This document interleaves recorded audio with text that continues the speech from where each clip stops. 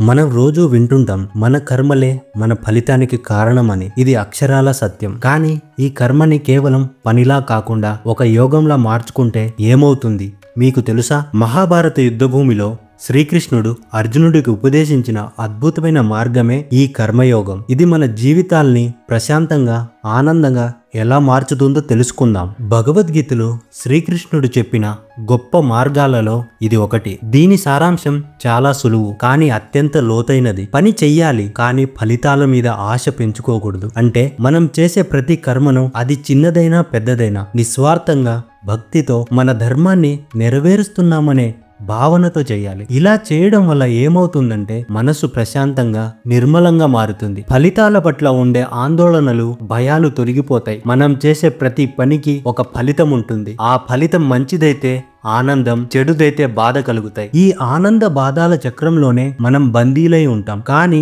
కర్మయోగాన్ని ఆచరిస్తే మనం కేవలం కర్మను దాని అంతర్గత స్వచ్ఛత కోసం చేస్తాం, ఫలితం కోసం కాదు. మనం చేసే ప్రతి కర్మ ఒక విత్తనం లాంటిది. దానికి ఖచ్చితంగా ఒక ఫలం ఉంటుంది. ఫలితం మీద ఆశతో పనిచేస్తే అది రాకపోయినా, మనం ఆశించిన విధంగా లేకపోయినా నిరాశ కలుగుతుంది. ఒకవేళ ఆశించిన ఫలితం వచ్చినా అది తాత్కాలిక ఆనందాన్ని మాత్రమే ఇస్తుంది. ఈ ఆనందాన్ని మళ్ళీ మళ్ళీ పొందాలనే కోరిక, దురాశ పెరుగుతాయి. ఈ చక్రం మనల్ని ఎప్పుడూ ఒక బంధంలో ఉంచుతుంది. కానీ మనం చేసిన ప్రతి పనిని భగవంతునికి అర్పణగా చేస్తే, నేను ఈ పని చేస్తున్నాను, దీని ఫలితం ఆయనకు అంకితం అని భావిస్తే ఆ కర్మలు మనపై ఎలాంటి బంధాన్ని కలిగించవు. నేను కేవలం నా ధర్మాన్ని నెరవేరుస్తున్నాను అనే భావనతో పనిచేయడం వల్ల మన ఫలితాల పట్ల ఆశ ఉండదు. ఫలితం ఏదైనా సరే మనం దాన్ని ప్రశాంతంగా స్వీకరిస్తాం. ఇది మన మనసుకు అద్భుతమైన స్వేచ్ఛనిస్తుంది. మనం అప్పుడు కర్మబంధాలకు అతీతంగా ఉంటాం. ఒక తోటమాలిని చూడండి. అతను పూలను పెంచుతాడు,